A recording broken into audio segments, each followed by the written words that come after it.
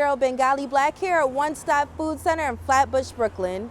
I'm hungry, and whenever I have the inclination for a crunchy snack, I always head over here to one of my favorite corner stores. So we're gonna head inside and I'm gonna give you the history of one of my favorite food snacks and probably one of yours too, the potato chip. So why don't you come on inside and let's get it.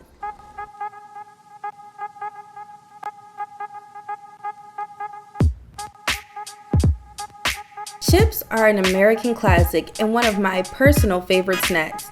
The modern chip as we know it was invented before the Civil War in a resort town in Saratoga Springs, New York. It is said by several food historians that the credit is all due to one man, George Crumb. George Crumb, born George Speck, was a black and Native American man who made a living as a hunter and guide. After relocating to Saratoga Springs, he took a job as a cook and became pretty damn good at it. So good that the legendary Carrie Moon hired him to work at his restaurant. It proved to be a great business move, since soon he had all the tourists and influential businessmen buzzing to get a table.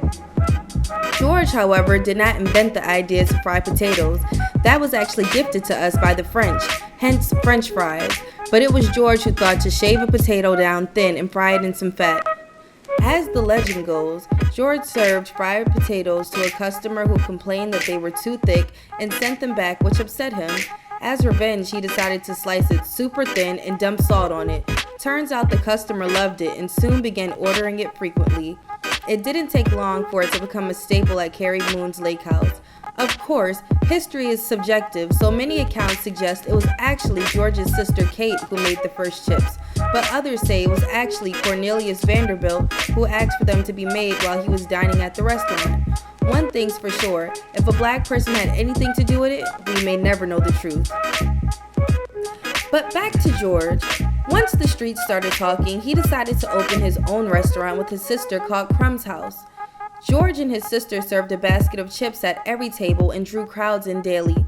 It's here where things get hazy. Some accounts claim that a frequent customer of George's was a man named Herman Lay. Herman was a traveling food salesman who had a passion for concessions. As a child, he sold peanuts and soft drinks outside of baseball games, so it was no surprise that he had the brilliant idea to mass distribute potato chips. There is so much disputing evidence on whether Herman got his inspiration from George, but even if he did, George will probably never receive the credit. Herman sold chips out of his car, and by 1938 he had founded his company, the Lay's brand. Originally, there was only salt-flavored chips, but that all changed in the 1950s when an Irishman named Joe Spud Murphy developed a system to add seasoning to the chips while they were cooking, and thus cheese and onion and salt and vinegar were born. Pretty soon, flavors of all types started making their way to the grocery shelves.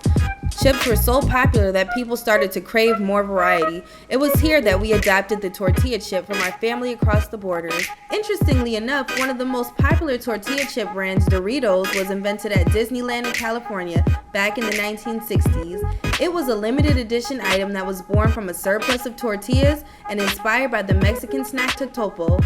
The original chips were flavored after chilaquiles, but after Frito-Lay got wind of its popularity, they bought the rights and only sold toasted corn flavor. After receiving criticism that the chip didn't embody robust Mexican flavors, they decided to introduce the classic taco flavor. Later in the 1970s, cheddar was introduced, and in the 80s came the emergence of Cool Ranch. Some other unique flavors they had were sesame seed and cream and onion, but those have since been discontinued. Today, there are hundreds of chip types and flavors sold globally, which means we've come a long way since George's Saratoga chips. So next time you crunch into a chip, think of George getting burned with some hot grease just so you can have a salty snack.